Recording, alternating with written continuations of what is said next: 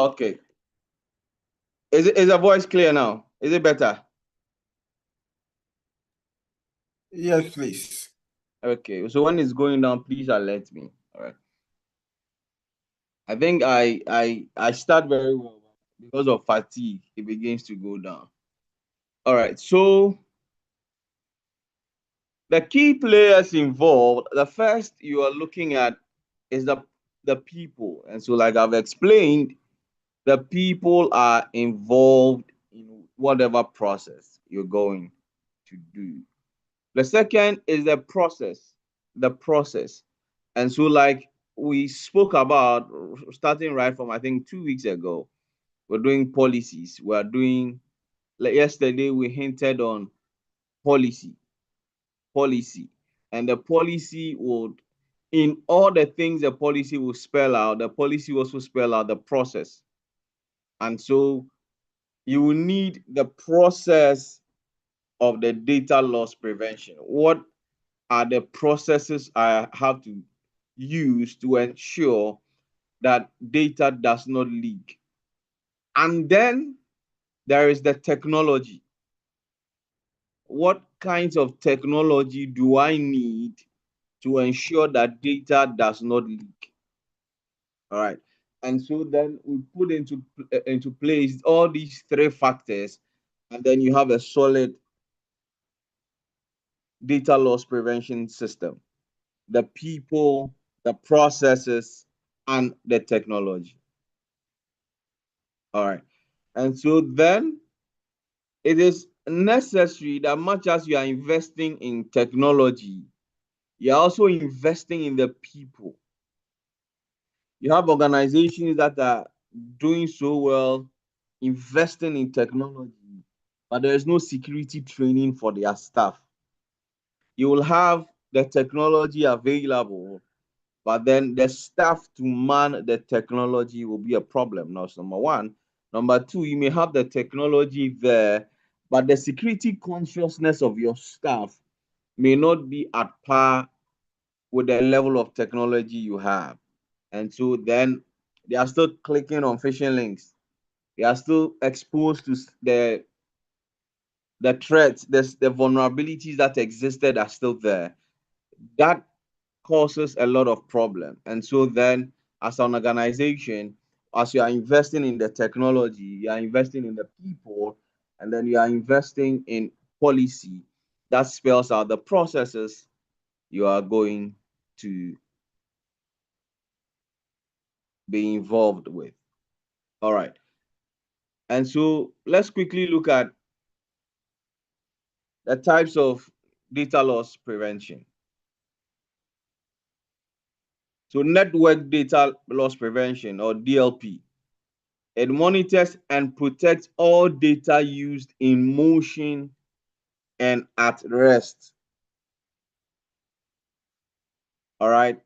So it's for data in motion or in transit and at rest. It tracks and analyzes organization networks and cloud.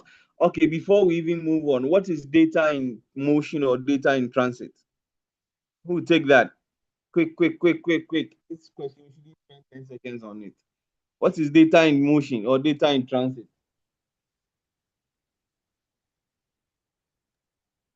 That will be data being sent from one person to another.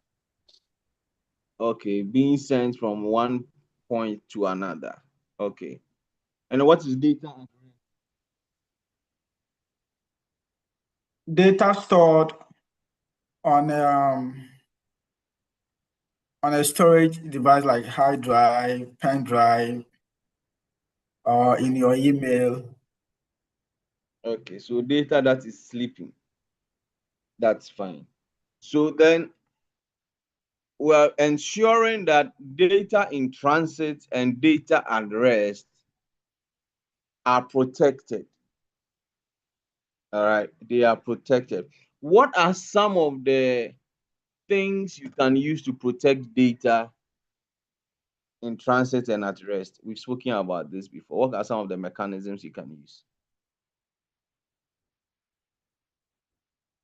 Who will take that quickly for me? Encryption. Encryption. Wonderful. So what type of encryption goes for data at rest?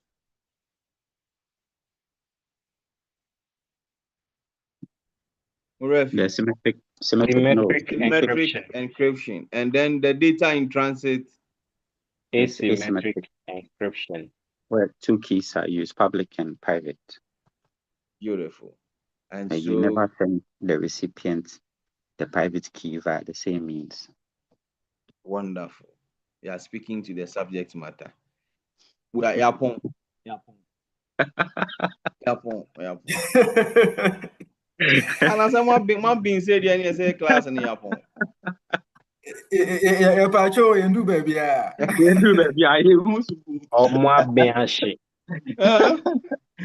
All right. Okay. So then we can look at endpoint data loss prevention. So it monitors all endpoints, including servers, computers, laptops, mobile phones. So then you are in the office, you are using an official laptop. There is a system that monitors data on the laptop, on the computer, on the phone, once it's official. And so then you realize that there are some things you cannot do with the phone or the laptop or the computer. There are some links you cannot click on. There are some sites you cannot visit simply because security has been put to ensure that some data are not breached. Are we okay? A lot of the time, as GRC professionals, you are not going to be doing the configurations. All right. And so we are not going to get into the technicalities of some of these things. It is for your knowledge and appreciation so that you can speak to the matter. All right. But you have to be able to understand what we are talking about. Are we clear? Mm-mm. All right. So then cloud data loss is also a security control that protects sensitive data stored in the cloud repository from unauthorized assets, infiltration, data breaches, and all of that. Okay. And so for, let's say, cloud data protection, we have a lot of AWS security guys, Azure security, and all of that. They come into play to ensure that your cloud, whatever information you have saved in the cloud, please, the cloud is not the one that brings the rain. I remember someone asked me, please, the cloud, where is it? Cloud is simply computer in the cloud. That is a remote server. That's fine. Please, we understand it so far. Are we fine? Or there's a question? I think your voice has started again. My voice has started again. Yeah. Maybe it's your network. We tried this. Apostle, we manage it like that. Ghana with the network everywhere. Okay. So this is what I'm going to do. I'm going to connect to a certain system, but it also means that because I do not have a headset around, I cannot hear you. And so if you want to pass any information on, you have to use the public chat. For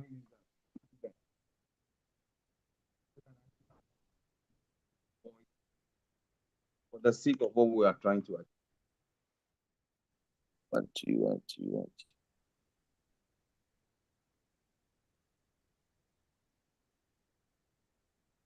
Is my voice clear now? Yes, sir. Yes.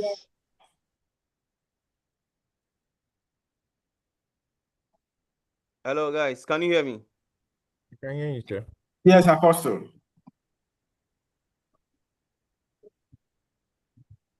If you can hear me, please put it in the chat because I cannot hear you. Okay. Okay. Thank you very much. Thank you very much. All right. And so I'm hoping that this system would get better because I didn't prepare to use that. I didn't set up for headsets, but then we'll manage it clearly. If you have any question, please do well to put it in the chat and we'll attend to that. Thank you. All right. So the cloud security. And so what you ensure that it is the systems you put in place to ensure that the data or your data in the cloud is not lost or is not breached. There are a lot of security features you can put in the cloud. The IAM user permissions and all of that. If you are into programming, you can do chi mode and chi own and all of those ones.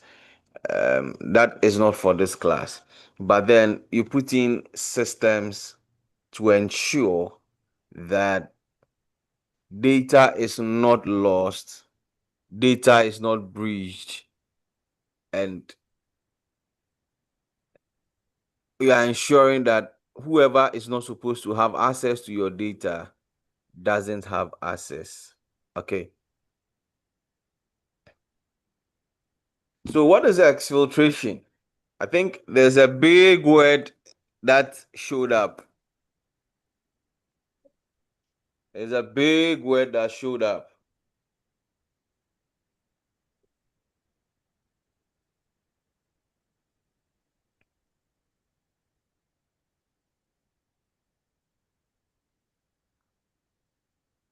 Before we continue, there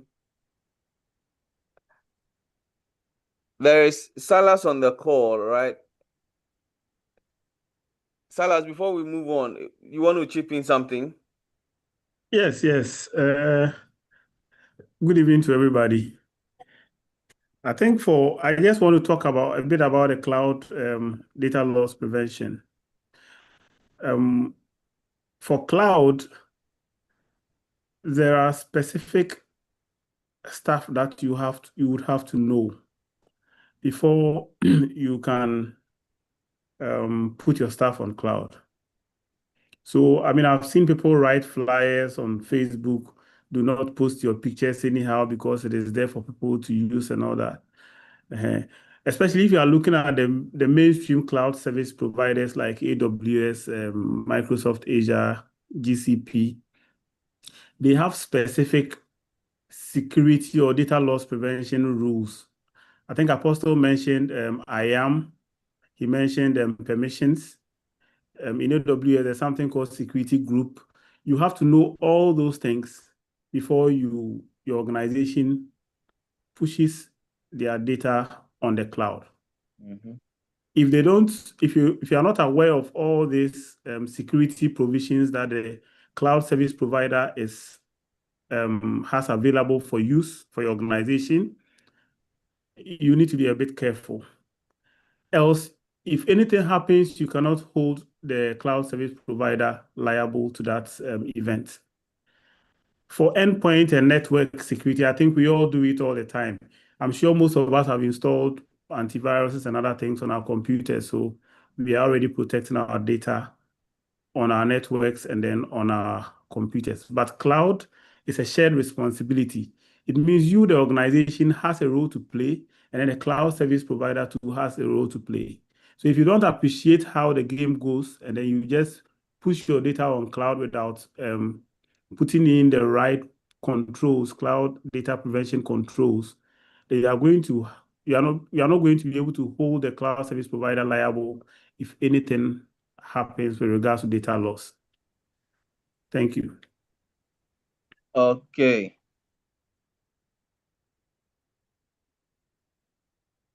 Silas is a pro when it comes to cybersecurity and digital forensics. He says he's my student, but I still can't understand why he's my student. Okay. Want to be a student too. Yeah, thank you. All right. So let's proceed from. I think with the data leak exfiltration, data leak outside organization, stealing or transferring data from a device or network. These vulnerabilities, these threats, we've spoken about them for a very, very, very long time. And so you are familiar with the leakage of documents outside or data outside the organization, the stealing and transfer of data from network. We've spoken about all of these things. But then let's look at this insider threats. Insider threats. So this is the most dangerous because it comes from within the organization. You see, Abu Beka na den ofrintumem Rollins ofrantoma. But then insider threats. So there are malicious employees that are in the organization and they will leak data. Sometimes don't you wonder how a government institution, all right, would internal memo will be found on social media. A letter that is supposed to be sent from one office to the other, then it is found on social media. Is it not just amazing? So malicious employees. That is how come I believe that when one government comes to power, they want to sack everybody the previous government brought on board, because then they don't trust whoever that was working with the previous government. You get? And so then employees that are malicious, and then former employees, especially those who didn't leave the organization on a good note. Maybe they have an issue with one person or another, or the HR of the company, or the GM of the company, and then they intend, in order to get their revenge, leak the data of the company or destroy information or something. You get? These are insider threats. Contractors, people you have brought in to help you work, they can take your information from inside and leak it to the outside world. Business associates, people you do business with, they can take your data and release it outside. And so we ought to be careful how we relate with people we are working with as regarding data. I don't know if you've had issues or scenarios where people you have worked with before have taken information that belongs to the organization outside. Maybe there is a particular information that is meant for insider consumption, but then because of one reason or the other, it is found out there. If you have such an experience and you want to share, let's go.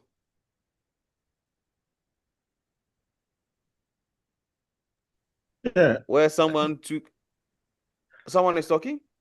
Yes, it's Silas once again. Okay, Silas. Okay. Yeah, so I mean, I have personally experienced a lot of activities in a hospital environment that contributes to data exfiltration.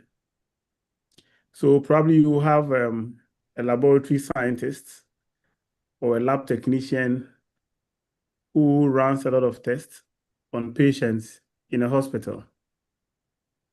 And then he's your friend. I mean, you go to the mess or you go to the pub and you are drinking and he tells you, don't you know that CMSC has HIV/AIDS? I did the test. It's positive. You know, at that point, he might think that it is not an information that should be kept secret, but this is the health information about a patient. It is supposed to be kept confidential. So the angle I wanted to bring in was that sometimes it is not only out of malice, but out of negligence and ignorance. So if your staff in your organization are not well trained about data classification, I mean, we can have secret, top secret, confidential, restricted, the various data classifications. If your staff are not trained as to how to handle those kind of data, I'm telling you, your staff in the organization will be discussing sensitive stuff with their wives or their husbands in the house, and it's going to be a blow to the organization. So it happens, especially in the hospital setting, it happens all the time. All the time. Thank you. Okay. Thank you very much. I don't know if I should disclose your identity, but then it will be a data breach. Okay. So, like Silas was saying, negligence. Okay, negligence or sheer ignorance can also be a contributing factor. For instance, I, for one, I've met a lot of hospital workers and administrators, and I asked them, have you heard of HIPAA? Are you HIPAA compliant? Yeah, they don't even know what HIPAA is, but they are running hospitals. Okay, so having a weak security policy and procedure or poor cybersecurity training program, all right, and not applying proper least privilege policies, all of these things were exhausted by Silas. And so then that comes into with data classification. Okay, this type of data should be limited to this group of people. This type of data should be limited to this group of people. This data should not go out. This type of data should not go out, and all of that. And I'm sure that when we as security personnel begin to do that, we try as much as possible to reduce the data exfiltration so that data does not leave the organization into the hands and the ears or eyes of people who are not supposed to have them. Okay. All right, so then the classification comes in. Just like Silas was mentioning, the classification comes in. Practically, data classification may happen dependent on, number one, the organization, number two, the policy or the framework they are compliant to. And so then the framework would also give you how you should classify the data and how you should store that data and how you should process that data. And so data classification is Silas, let's talk on data classification. Pick it up from there and then we'll continue if you can. Yeah, okay. So if you talk about data classification, yesterday I saw I just want to bring in this analogy. I saw Justice Sremsai, the Deputy Attorney General, right? And then the Attorney General himself, Dr. Dominic Ayini, and then Raymond Archer, Yoko Boss, in a picture. And I downloaded a picture and captioned it, top secret holders of the country. You know, these are people who are having a lot of information, top secrets about government, top crime information that is not supposed to be consumed by the general public and all. If you go into the military setting, we have about 4 classifications: the confidential information, restricted information, secret information, and top secret information. And they are handled differently at various hierarchies, at the various levels in the organization. People are entitled to have certain information.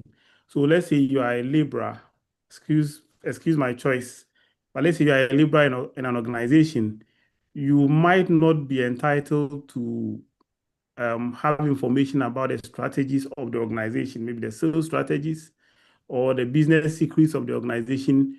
You might not be entitled to have it.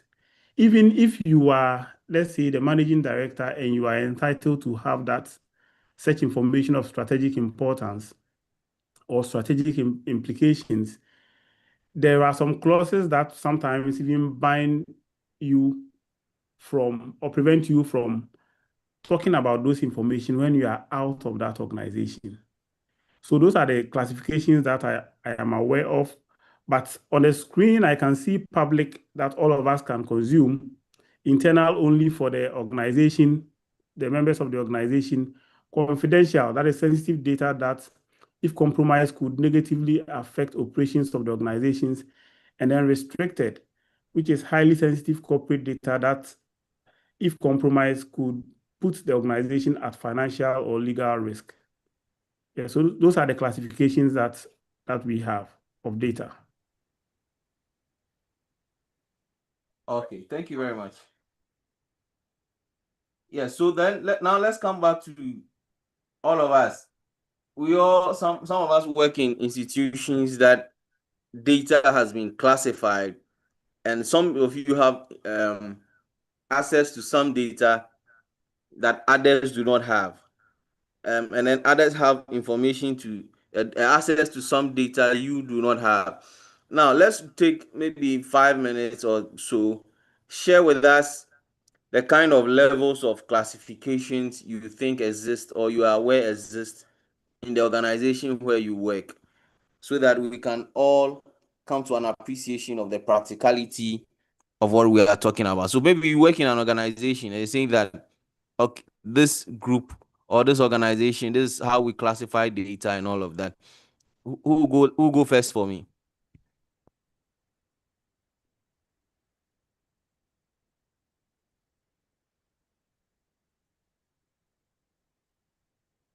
Anybody at all?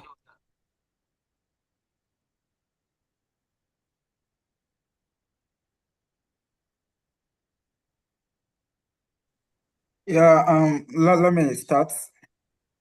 Okay. So I do not know whether this falls under data classifications, but then in my organizations, we have over 40 WhatsApp pages from, excuse my words, from cleaners to the topmost hierarchy or the topmost positions. And based on your level, you may be in 20 groups, you may be in 5 groups, you may be in 10 groups. So if I'm being clear here, the least employers are in one group. That's the least. And almost the top hierarchy, they are all in the 40 groups. At my level, I am in over 26 different WhatsApp platforms. So aside the 26 platforms, any decision that is taken outside the 26, I am not privy to. But any decision or any communication that is made across the 26 that is within my domain, I am privy to.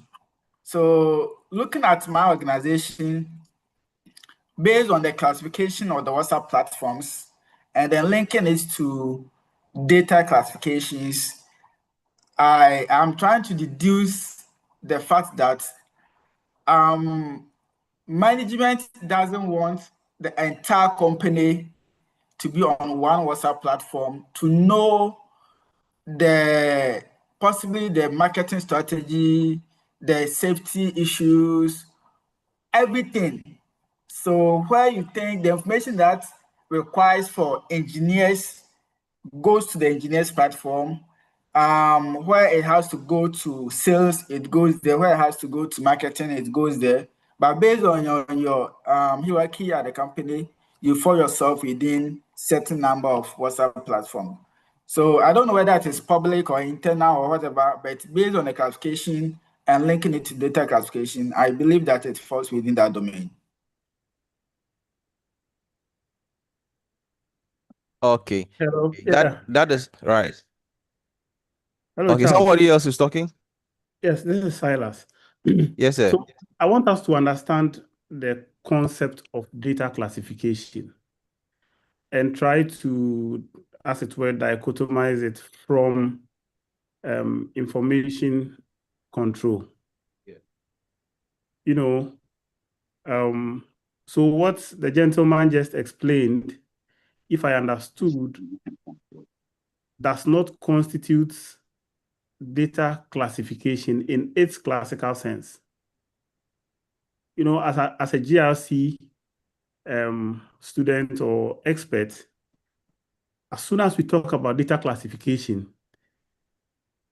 it is the classification that the data falls into that should come to mind. So you have the public, the internal only, the confidential, the restricted. Different organizations have different ways of questioning this various classes. So what he explained is a way that the organization tries to control the flow of information with WhatsApp within the organization, but does not classically explain data classification. Data classification. Yes. All right, At can I give best, a it try? will fall within the domain of least privilege. Exactly. Yeah, the principle of least privilege. Can I give a try? Okay, so do we get what we are trying to drive at? Yes, I really understood. I really understood. Okay, so what is happening now is that they've classified everybody now. So now they've classified the people, not the data or not the information. Do you get it? According to how much information you should have in the organization. And so that comes in with information control. And then they give you access to information as it is necessary for the work you are doing. Remember, we spoke about need to know or least privilege, right? Sure. Yes. And so that is what the example of the WhatsApp falls within. Okay. Now, Understood. who else may have an idea of the data classification used in your organization? Apostle. Yes, sir. So I work in a real estate company. Okay. And so client data, where names of clients, their scan IDs and financial information, that one is highly confidential. Then we have property data, where we have addresses, floor plans, valuations, and sometimes ownership details. That one is also internal, or that one is internal or confidential. Then we have financial data, bank statements, invoices, payment records. These ones are highly confidential. Employee data, there are contracts, payroll, performance information, you know, like some agents come to us, that one is confidential. The marketing data, like our listings, social media posts and all that, that is public. Then we have legal documents where, you know, these lease agreements, the contract, title deeds, those ones are highly confidential.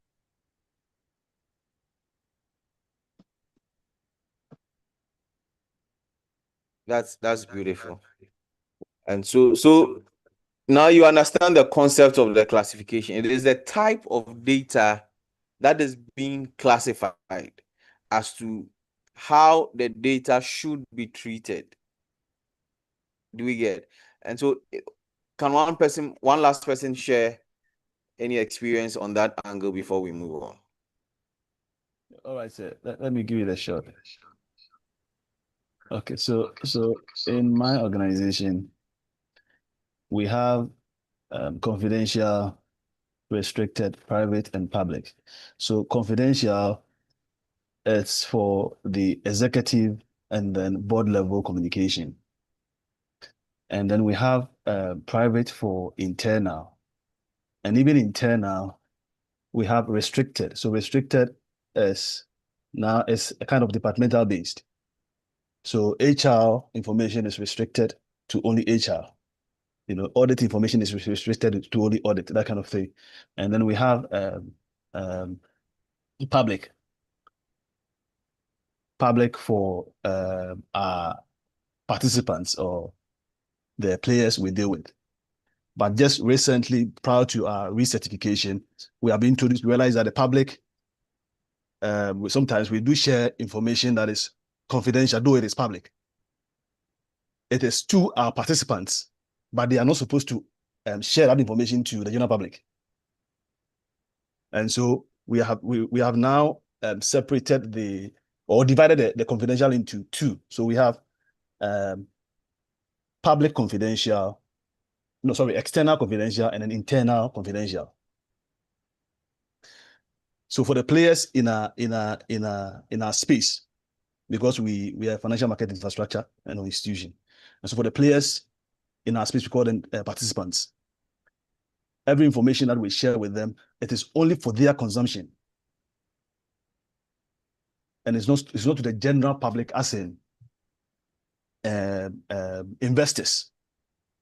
You know, the external confidential is for their consumption, but where we have just public, then that one, it goes to the general public. Anybody at all that, you know, can have access to the information as far as the public is concerned.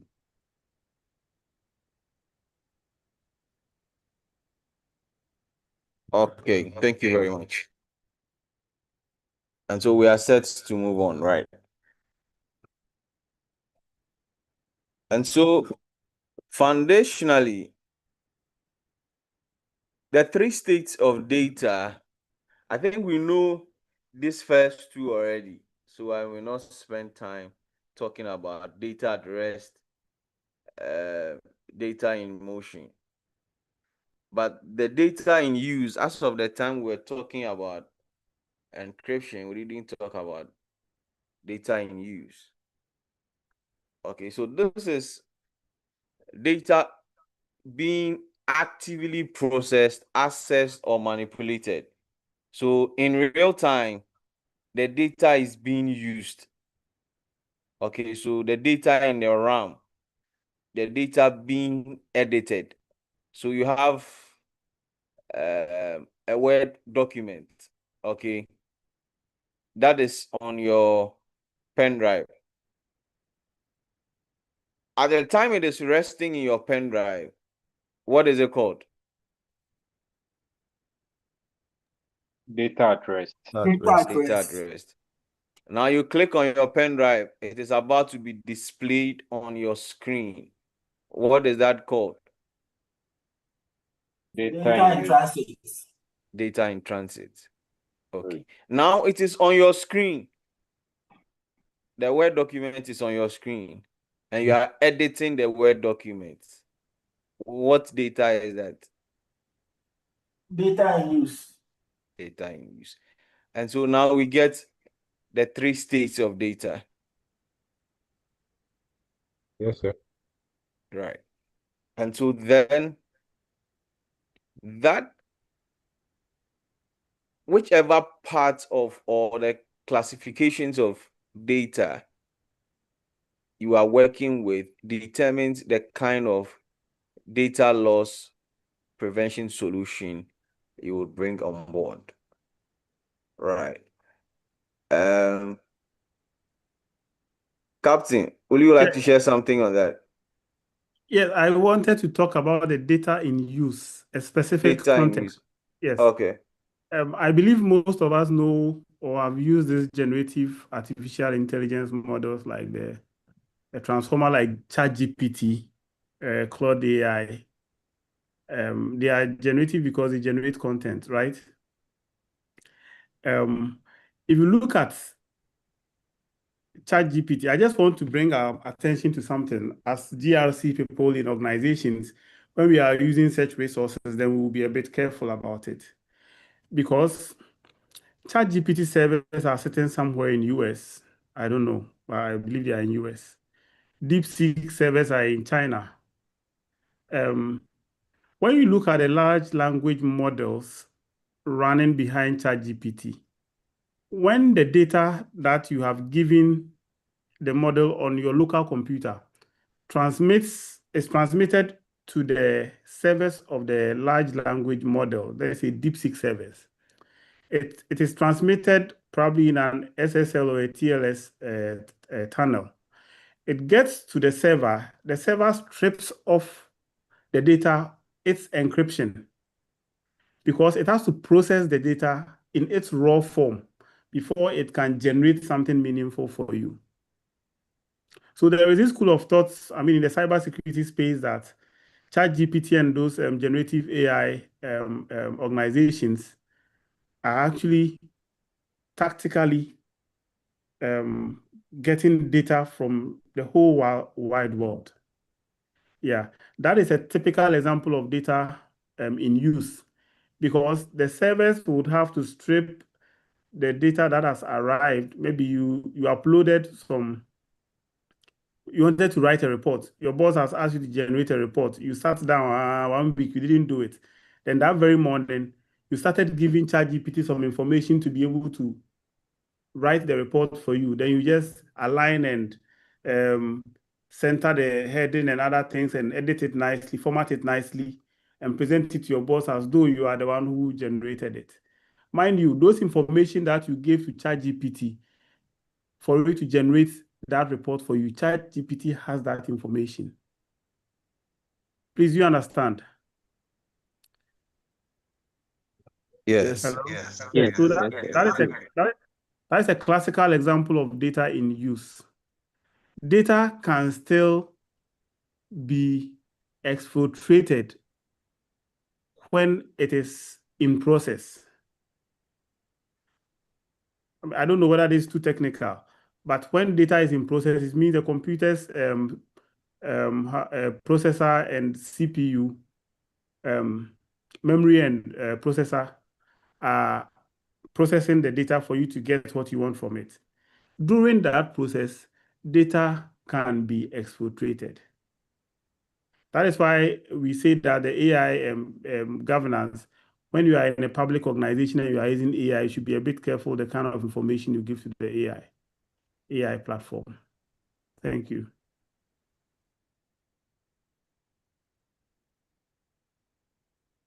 Thank you. Thank you very much. Salas. On this AI stuff, AI security and AI governance, it came up as a topic last 2 weeks when I was at the ISOC event, Ghana, Internet at 30 in Ghana. And we're being warned exactly the same way about ChatGPT taking our information and setting it. Okay. Yes, Prince Annobel is also saying that another example is where we share documents with AI to summarize for us. Exactly. And one of the examples or the dangers that was shared with us was that, for instance, you are giving AI, you feed ChatGPT with your business plan or some innovation you want to bring on board, and ChatGPT helps you and all of that. All the ideas you have given is sitting on their server. Somebody can just pick it and also implement it somewhere around the world. And so then we also have to be careful the information we give out. Are we learning something? Yes. Yes, Apostle. Yes. And so let's look quickly at the data loss prevention tools. All right. Officer, can you handle this side for me? Yes. Is it possible? Yes, I can. All right. I mean, So let's take the tools one by one and let's see. yeah, so data loss prevention tools.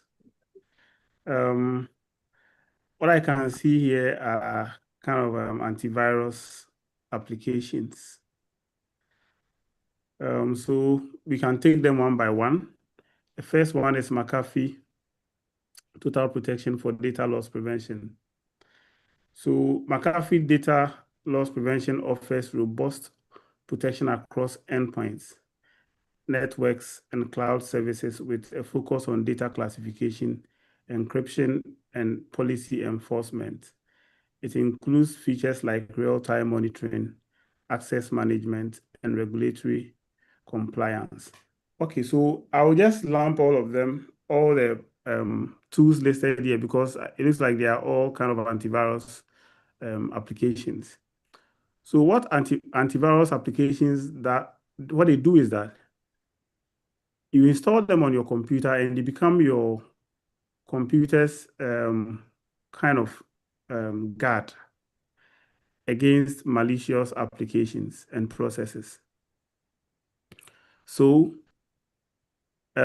especially those who use Windows computers, you would realize that if you install McAfee or Microsoft Defender, and then you put a pen drive in, depending on the configuration you set for your antivirus, it scans the pen drive live automatically, and then lists the malicious applications or content that could be on the pen drive that might pose certain risk or vulnerability to your computer.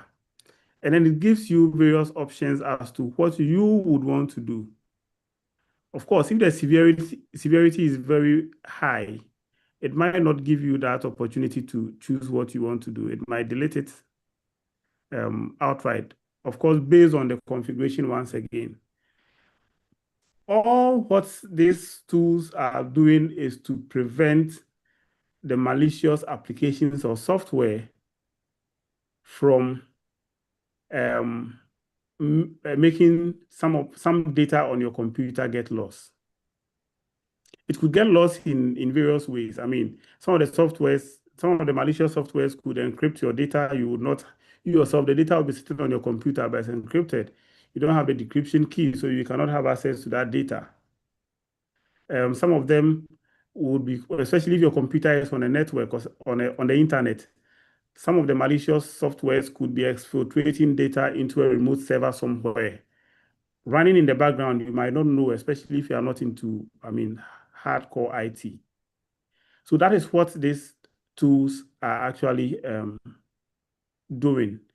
You install them on your computer, you configure them appropriately, and they serve as data loss bodyguards against malicious software that could be introduced onto your computer through the pen drive or the network. So it's not just pen drive. When you go to your office and then your office is on the internet, probably on the public subnet, and then you connect your LAN cable, connect it to the port, and then you start browsing. You've opened your computer up for interaction with anything remote or anything outside the office domain on the internet. So data can be stolen from your computer, or malicious softwares can be remotely installed on your computer depending on the ports that are opened and then the security posture of your computer. So it is very important that in your organizations, at least endpoint security with these kind of tools is enforced. You have to install these tools on your computer, whether you like it or not, and make sure that they are updated. It's a software. They are softwares or their applications. Applications patches are released all the time. When a new patch or update is released, you have to make sure that you patch it. Else, somebody can use some loophole somewhere in an older version to get into your system. Thank you. I hope it makes sense.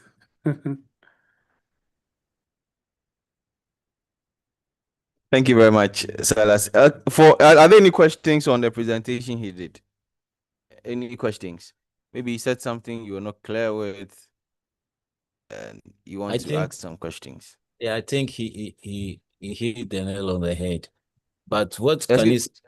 What? I didn't get your last statement. He hits the nail on the head, exactly. Okay. Yeah, but what can you say about employees visiting torrent sites? Okay. Employees? I didn't get that. Torrent sites. Okay. Download movies and yeah, movies and all those things. Yeah. Okay. So where I work, we have a strict internet policy. You cannot use the organization's computers to access certain platforms. In fact, not even ChatGPT. So if ChatGPT never wow, you cannot. You write what you have, and then. So on the specific issue of torrent, because torrent holds a lot of freebies, I think people are tempted to download a lot of movies and cracked applications from torrent. But it is risky. Anytime you are getting something free online, just note that you are paying for it, but you don't know. Obviously not with money, but with your data. So for an organizational computer or even an organizational network, torrent has to be blocked completely. Of course, if there is a network segmentation and you can have some public network that people could access, such websites, that's fine. I've also seen organizations that have policies where probably during peak working hours, they don't allow staff to visit some sites. But after peak hours, maybe after 4 o'clock, they open up the network to access. I don't think that in itself is right, because if I am a malicious actor, I'm a bad guy, I obviously will not come in during the peak hours. So if you open the network to be able to access some sites that hitherto you wouldn't be able to access in the mornings or in the peak hours, that is the very time that I will use to come into your system. So once torrent is housing free applications, for me, it is a no-no. We shouldn't even try it. Yeah. For MacBook users and OS X, Mac OS users, we would realize that the security controls are a bit strict. So there are some sites Safari would never go automatically unless you go into your browser configuration and change the settings, which I believe a lot of Mac users don't even know how to do it. The problem is usually with the Windows users. Yeah. So for torrent, it's a no-no. Thank you. Thank you very much. Okay, thank you. Any other question or experience? Yes, sir. So experience. So in my end, for instance, you are not allowed to go on certain platforms like the torrent he mentioned, because it is presumed that when everybody is using this platform, okay, or downloading things, it puts pressure on them, or it slows the bandwidth, and so you are blocked from these things, including social media platforms and all that, YouTube and all that. You can't have access to it. You can't use any of the office machines to access those places.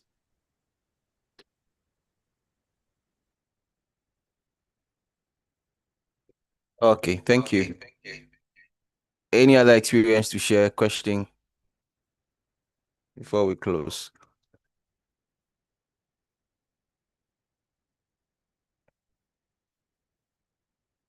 Okay. Once that is clear, it means that we understand. Is somebody talking? Okay. If not, then it means that we are clear in our minds on today's lessons, right? That said, we are going to proceed this week with the assignments. And so I'm going to do the groupings by Tuesday. I'll need your data on some of the things. And so I'll communicate to you on the platform by tomorrow afternoon. And then we'll pick it up from there. I'll please beg all of us, if we see any information that needs attention on the platform, let's respond quickly, and it will speed up a lot of things for us. Okay, thank you very much for joining in today. I hope you have learned a great deal. I also want to thank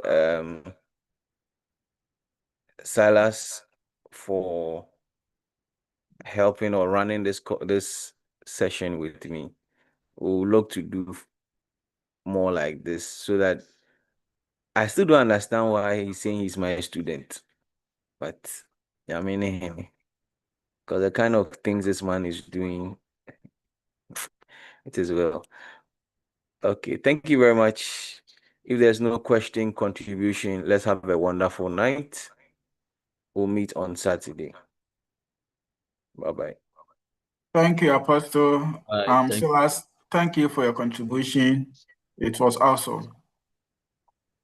Thank you. Yes. And so Thank very you. soon, Thank you. very soon Thank you, too, Apostle. I believe that some of you will begin to master some of the concepts that maybe in the new cohorts you'll be brought on board to help facilitate some of these things. So let's study and get better. Apostle. Yes, sir. Yeah, please, can we have a recorded version of yesterday's class? Yes, I said it to be ready. Everything will be ready tomorrow morning. Okay, sure. I'm grateful. Thank you. Okay. The truth of the matter is that normally I was supposed to work on it, the Saturday version, on Sunday. But as a pastor, Sundays are my busiest days. And so I get a little tired. And so I work on it over the night, and then by morning you should have it. Okay. All right. Thank you. Thank you too. Thank you very much.